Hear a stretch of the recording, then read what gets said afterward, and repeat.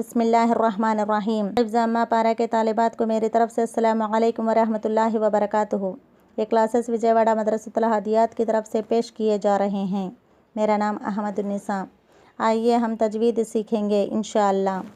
ہم میں سے بہت سارے لوگ تجویز کہتے ہوئے رہتے ہیں، لیکن اس کا مطلب ہوتا ہے سجیشن۔ یہ تو بالکل الگ چیز ہے۔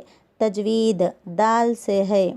تجوید کا معنی کیا ہے؟ تجوید کا معنی تحسین، یعنی آراستہ کرنا، درست کرنا، صاف ستھرا کرنا، کھرا کرنا، خوبصورت بنانا۔ ہر چیز کے اندر خوبصورتی پسند کرتے ہیں، لیکن قرآن کے معاملے میں کیوں خرابی اور بدنمائی ضد ہے ہمارے اندر؟ اللہ تعالیٰ کا حکم ہے وَرَتِّلِ الْقُرْآنَ تَرْتِيلًا، قرآن کو صاف صاف اور واضح طریقے سے پڑھو۔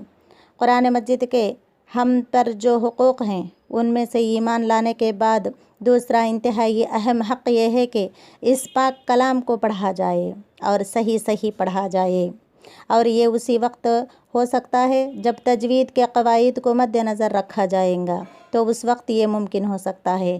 اللہ رب العالمین فرماتے ہیں سورۃ البقرہ آیت نمبر 121 کے اندر الذین آتیناہم الکتاب یتلونہ حق تلاوتہ اولئک یؤمنون بہ۔ اس کا مطلب ہے جن لوگوں کو ہم نے کتاب دی ہے وہ اس کی اس طرح تلاوت کرتے ہیں جس طرح اس کی تلاوت کا حق ہے، اس پر ایمان بھی رکھتے ہیں۔ اس آیت سے ہمیں یہ پتہ چلتا ہے قرآن مجید کی تلاوت کا بھی ایک حق ہے جس کا ادا کرنا ضروری ہے، اور وہ حق یہ ہے کہ اسے صحیح طریقے سے پڑھنا چاہیے۔ قال رسول اللہ صلی اللہ علیہ وسلم زینوا القرآن باصواتکم، رسول صلی اللہ علیہ وسلم نے فرمایا اچھی آواز سے قرآن کو زینت دو۔ بخاری شریف کی حدیث ہے یہ۔ قرآن پڑھنے کی 3 رفتاریں ہیں۔ نمبر 1 ترتیل کے ساتھ پڑھنا، دھیرے دھیرے سنبھل کر پڑھنا۔ نمبر 2 تدویر، اوسط رفتار کے ساتھ تلاوت کرنا۔ نمبر 3 حدر، تیز رفتار مگر تجوید کا لحاظ کرتے ہوئے تلاوت کرنا چاہیے۔ حروفوں کے نکلنے کی جگہ کو مخرج کہتے ہیں، اور کل مخارج 17 ہیں۔ تجوید کی سب سے بڑی غرض یہ ہے کہ قرآن کی تلاوت کرتے وقت لحن یعنی غلطی سے بچایا جائے، اور ہمارے اندر کسی کے دل کے اندر یہ خیال آتا ہوگا کہ بغیر تجویز کے قرآن پڑھیں گے تو کیا ہوتا ہے۔ غور سے سماعت فرمائیے، ہماری مرضی سے قرآن پڑھیں گے تو اس کے اندر بہت بڑی غلطیاں ہو سکتی ہیں۔ جیسے مثال کے طور پر میں نے آپ لوگوں کو جو چارٹ سینڈ کی ہیں، اور اس کے اندر آپ غور سے دیکھیے، اس کے اندر لکھا ہوا ہے الحمدللہ، سب تعریف اللہ کے لیے ہیں، اور نیچے کے لائن میں لکھا ہوا ہے ہا کی جگہ ہا لکھتے ہوئے الحمدللہ۔ اس کا معنی آتا ہے اللہ کی حرارت ختم ہو گئی اور فوت ہو گئی۔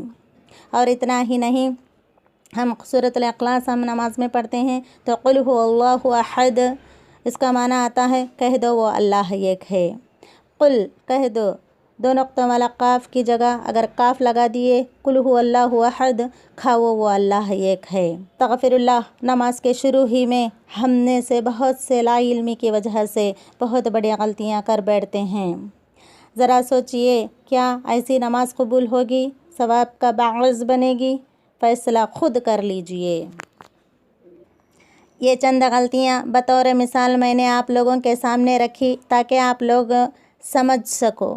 ان غلطیوں کو لحن جلی کہا جاتا ہے، اور یہ حرام ہے اور یہ کبیرہ گناہ ہے۔ لہٰذا غلطی بڑی ہو یا چھوٹی، قرآن کو ہر طرح کی غلطی سے بچ کر پڑھنا چاہیے۔ یہی تجوید کی غرض و غایت ہے جسے ہم سیکھنے چلے ہیں، اور ہم سب پر سیکھنا فرض ہے۔ آپ لوگ چارٹ کو غور سے دیکھیے، اس کے اندر حروف حلقی موجود ہیں۔ پہلے باکس کے اندر حمزہ ہا، یہ دونوں کے چارٹ موجود ہیں۔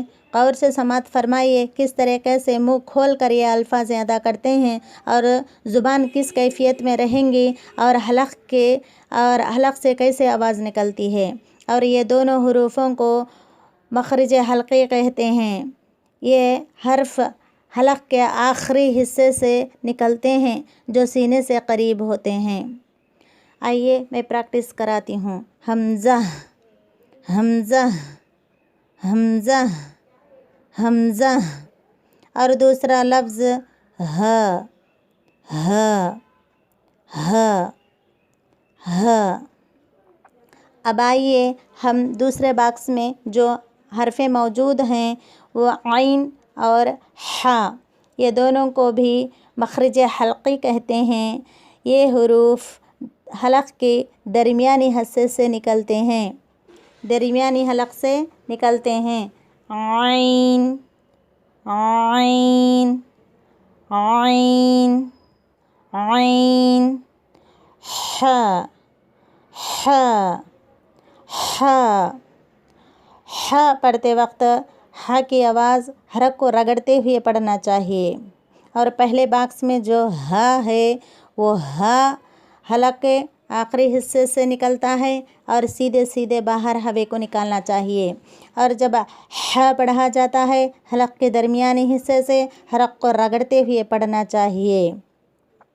آئیے اب تیسرے باکس میں جو موجود حرفیں پڑھیں گے وہ عین خوا، یہ دونوں حروفوں کو بھی مخرج حلقی کہتے ہیں. یہ حروف حلق کی ابتدائی حصے سے نکلتے ہیں جو منہ کی طرف ہیں.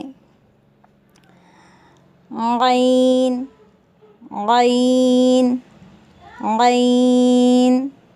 خا خا خا. یہ خا کو آپ پڑھتے وقت حلق میں تھوڑا گول کر کے آواز پڑھنا چاہیے، منہ کو بڑھا نہیں کھولنا چاہیے. خا ایسے پڑھنا چاہیے.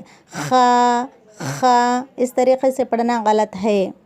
خا خا اس طریقے سے آپ پڑھنے کی کوشش کیجیے اور تصویر کو زیادہ غور کرتے ہوئے دیکھ کر زبان کو کس کیفیت میں رکھنا ہے اور آپ اچھے اندازے میں غور سے دیکھ کر آپ کی زبان بھی اسی طریقے سے بنا کر پڑھنے کی کوشش کیجیے. یہ سارے حرفوں کو اچھے اندازے میں پریکٹس کر کے شام کے 6 بجے تک آپ لوگوں کا ہوم ورک آپ کے لیڈرز کو سینڈ کر دیجیے.